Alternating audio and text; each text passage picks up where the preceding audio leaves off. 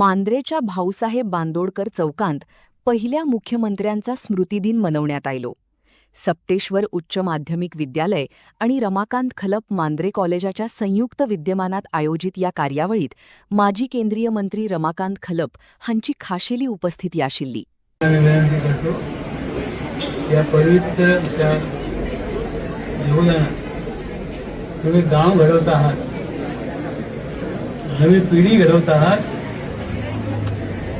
त्यांच्या मस्तकावर तुमचं वरहस्त तुम्ही लावल्या आणि गावांच्या उत्कर्षाबरोबर तुमचाही उत्कर्ष होईल.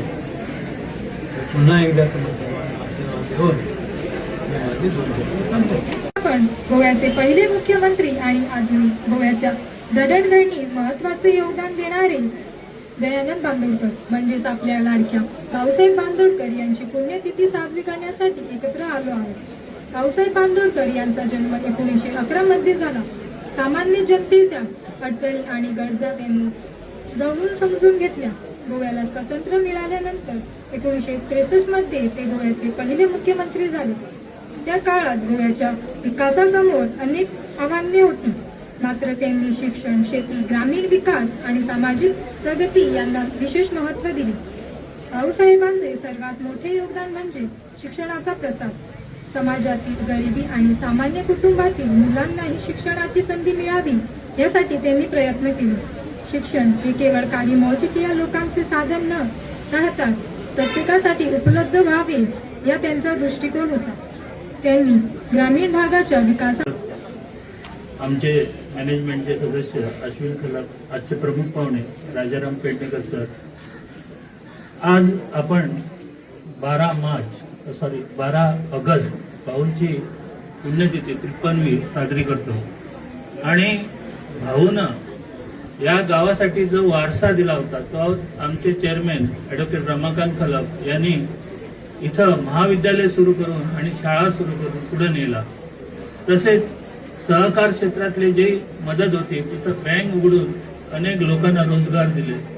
आपण जेव्हा शाश्वत विकास म्हणतो तर शाश्वत विकासाचे अनेक दाखले देता येतात.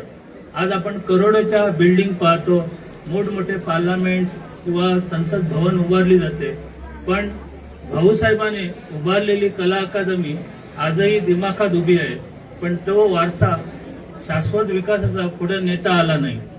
भाऊना या पेडण्यावरती खूप विशेष मेहरबानी केली, कारण ते या गावामध्ये जन्मले होते. जन्मजात त्यांना अनेक संकटांना तोंड देऊन त्यांनी हे पद भूषविलं होतं. त्यांनी निवडणूक लढवली नाही, पण लोकांनी त्यांना आग्रह केला. पुढे लोकांनी त्यांना गोव्याचे पहिले मुख्यमंत्री केले आणि आसमानतात त्यांची कीर्ती पोहोचवली. 12 ऑगस्ट 1973 मध्ये भाऊंचं गोवा मेडिकलमध्ये निधन झालं. पण भाऊच्या निधनाविषयी वेगवेगळ्या बातम्यापासून भाऊंची बदनामी करत लोक राहिले. पण भाऊने जो विकास केला, जे शाश्वतपणा केला, तो आजही आपल्याकडे लखलखीत असा इतिहास आहे आणि ती प्रेरणा आहे. जसं बाबासाहेब आंबेडकर, छत्रपती शिवाजी महाराज, तसे गोमंतकीय समाजासाठी भाऊसाहेब हे आदर्श व्यक्तिमत्व आहे आणि त्यांचा विचार आम्ही पुढे नेला पाहिजे असं मला वाटतं. रवींद्र